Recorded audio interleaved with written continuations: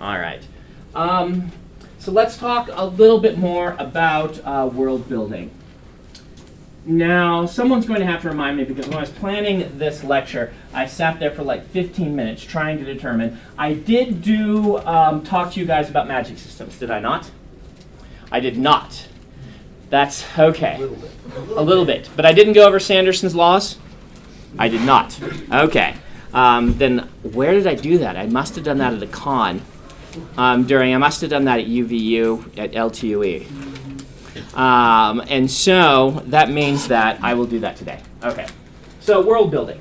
We're going to talk about setting. As I've said before, setting is a little bit, I don't want to say catch-22, but it is an interesting thing to consider as a fantasy and science fiction author, because I believe sincerely that character and plot need to be the core heart of your story.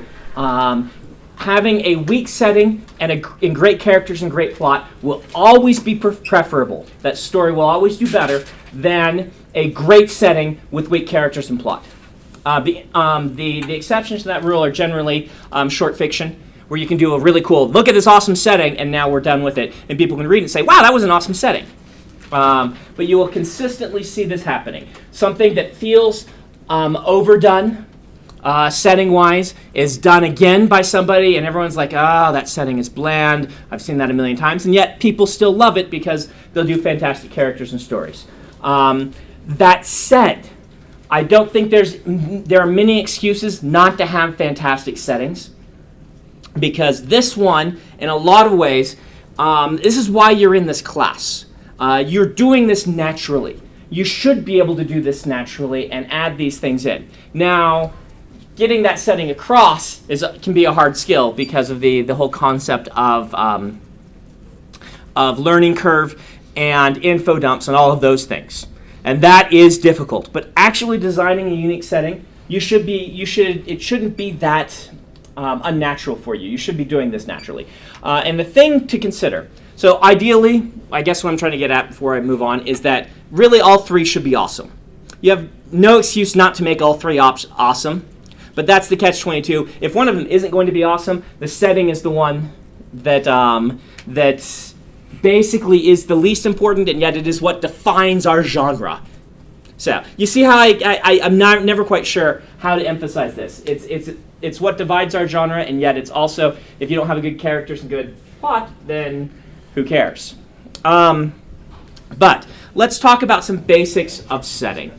A setting is, we're going to move that book all the way back up here to Jennifer.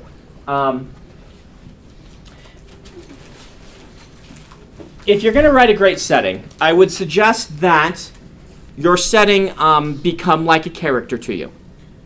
In fact, you're setting like a cast of characters.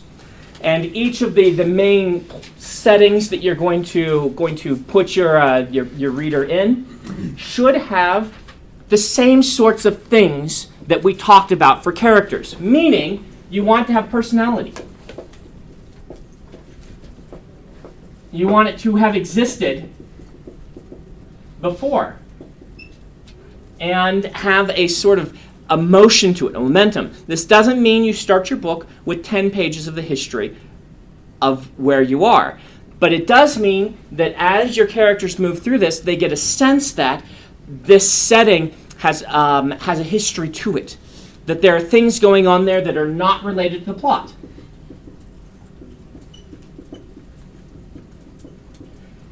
Just like every character has a life before the plot begins. And certainly a lot of the things in their character should relate directly to the plot. But it needs to have existed ahead of time. So quirks. Flaws. We're going to put that in quotes because flaws and strengths are a little bit different when you're considering a setting. Flaws and strengths really would mean challenges or obstructions by the nature of the setting versus things that are easier in this world for whatever reason. Talking about flaws, if your world has personality, then when you're just living in this, instead of generic village, You add some things that make life more difficult for people in that village, and things that make life a little bit easier or different or quirkier for people in that village. And by doing so, instead of generic medieval England town, which was so prevalent in fantasy books during the 80s and 90s, you can start ending up with a lot more life to your settings. That said, generic fantasy town, if you do it with a lot of depth of some of this and things existing, you can make it feel very real, and that's all right. But thinking about it like a character is a good way to begin.